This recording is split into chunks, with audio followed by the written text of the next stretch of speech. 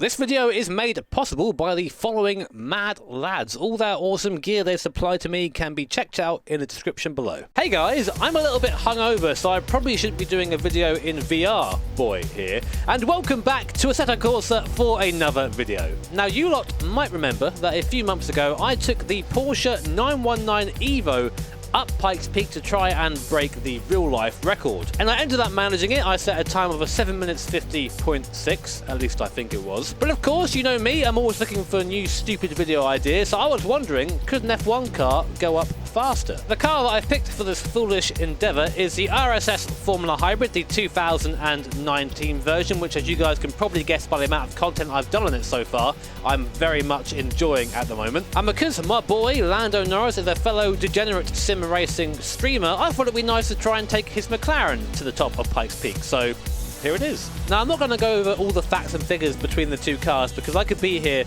for a long time, but in short, this Formula 1 car weighs less, has more downforce, but has less peak power.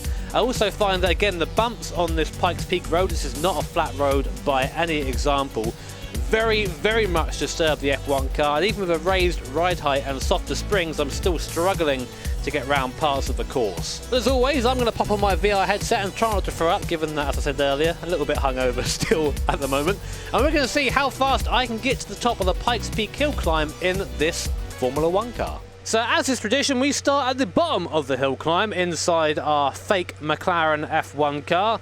Hybrid use here is going to be tricky because I only really get one lot of hybrid for the entire run, which really isn't very much. So that's definitely going to be a disadvantage over the 919 Evo. And I've also bolted on pretty much as much downforce as I can because there's not really any top speed sections here, but lots of fast corners, so I want to be glued to the road as much as I can be. As you can probably guess, because I imagine I'm looking fairly sweaty right now, this isn't my first attempt. It very rarely is with these Pikes Peak videos, but we'll see how we do. First gear, engaged. Let's see how fast we can take this fake McLaren to the top of the Pikes Peak hill climb. Now this first sector is absolutely ludicrous and I love it, and you'll see why very shortly. It's just one big downforce section and you've got to believe the car's going to stick. It usually does. Down to 6th for this right hand. The car will slide out towards the guardrail. Back in 5th. Car's is absolutely glued to the ground with this downforce amendment. I had to put this downforce on. You couldn't need it. You don't go much faster than you're going right now, so there you go. You can hear the front tyres wanting to give up. We can't let them. Now coming up to a double left-hander. We turn him very late for it. There it is. Soft through here. The car wants to slide out. Again, we can't let it. It tries to anyway.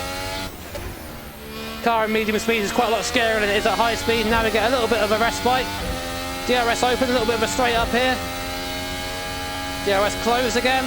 Braking marker. There it is. Into the first of many hairpins we're going to be going through here at Pikes Peak. So try and get the throttle quickly through there, but it's very bumpy. Car wants to spin through there as well.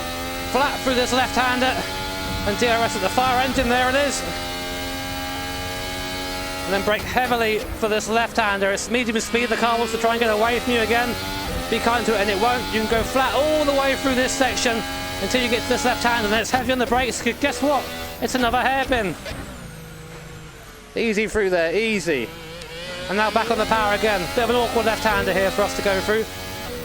But using downforce to get through it in one piece, nice. Now slow it right down. This section is where this car is going to make up the time over the 919, I think. This long left-hander goes on for absolutely forever. But you can't ever put any power down because the car just starts sliding, which is obviously not what we want. Same through here as well, trying to get on the power. Car all over the place. But luckily we get to slow down for the hairpin and don't have to deal with that crazy car anymore. Again, kind of difficult left-hander through here. Watch out for the bumps, and now back up to speed, straight line, DRS open. Up into 7th gear, looking for my braking marker. There it is. Big black line on the course where someone's gone through here before, can't imagine who. And now up the hill. This corner's so deceptive. I've crashed here so many times in practice. Luckily I know where it is now, so it's kind of on my accident black spot zone in my head, so I know when to slow down for it now. This section through here, very clumsy. And then you come to this very challenging right-hander, which tightens up and goes on for a very long time. You see, it's also very bumpy. You can't really see where you're going because it falls away from you, so I always just err on the side of caution through there. And this left-hander, see how bumpy it is through here? The car's always trying to move away from me. Can't quite let it. And now, another hairpin, so we prepare ourselves nice and early, get all the way over to the left-hand side, put in all the luck we've got, try and roll it through as opposed to drag it through. And back on the power. But again, so tricky for this section. It's so easy to get a bit over-enthusiastic and go off. So I'm always there on the side of caution over trying to go at absolute pace. Apart from through here, DRS open, past the shed, that's my house, hello. There you go, not a bad first section. For me, the first section ends at this hairpin, which I almost didn't make. Now, we go back uphill. Got a long right-hander to go through, we brake right at the end of it. There it is. Kind of roll the car in. And now again, on the power for a long time now. Well, a long time for our standards. Look to the right for a little bit of rock jutting out. That's our braking point. There it is. Again, all the way out to the left to try and give us as much room to turn the car in. Car's playing nice through there, which is always good. It very rarely does. This corner is always faster than you think it is, but because of the bumps, you have to slow down. DRS open. This little kink here does a great job of slowing us down for the next hairpin. And there it is. Again, slow on the way in. Oh, a little bit too fast on the way in there. Might not make that round. Come on, make it, make it. Ah, I see. That's as much luck as I had there. Really suffered with that one. This is a small mistake, but that's part of the experience, so we're going to keep it in. Trying to get on the power as much as I can. Use that acceleration, because I haven't got the crazy hybrid acceleration that the 919 has. But I've got a little bit less weight, and also the car seems to like the hairpins a tad better. Around here now, again, now look to the left for the guardrail. We're going to brake just before that, there it is. Brake about now. Again, all the way over to the left-hand side of the road before pitching it in. We might make it round. Nice, okay, we did. Again, this barrier signifies yet another hairpin. We have to brake so early because the road raises up then falls away up here. Oh, I'm not going to make it round. God damn it, come on, reverse it. I think I did the same in the 919 hybrid round there. You just can't quite get it round, no matter how much lock you put on. Can't really clutch it this F1 car either, so another very tricky one to take. So we're going to try and get it round. It just doesn't want to go in. Little nudge of the wall there, but we are through. I was hoping the differential would make the difference, but it hasn't. Oh wow, okay. Road fell away on the right there, nearly went off with it. And when you're in VR, that's a lot scarier than you might think it is. There's lots of hairpins up here, all about trying to be neat and not doing what I did a minute ago, which is have to reverse to get around it. So coming up at the top now, I kind of don't know this section very well compared to the bottom for obvious reasons. So, you know, I've driven this section a lot less. But I know a bit of it, so I've got the hybrid on. Bit of extra speed up the top. We'll get the DRS open for a minute here so I can see where we're going. DRS closed, and this bit kind of tightens up a little bit. And then second, this is a big one. The left hand is coming up now, I think, are the tight ones. I'm losing a bit of time up here being cautious, but I'd rather be cautious than go flying over the edge. That's happened before. Just the next one, which is the tight one, I think. There you go. So that wasn't the quickest through there, but we've got through in one piece, so happy with that. Coming up to yet another hairpin, my favourite. Let's give it plenty of time just so I can position the car on the way in. The amount of track knowledge you need for this section is crazy. I just don't quite have it. Slow back down again. I remember that bit though. Oh, car trying to get around.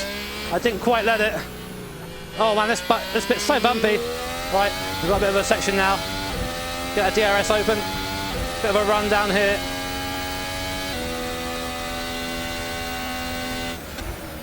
Again, I'm not quite sure how the course goes, so really slowing the car down.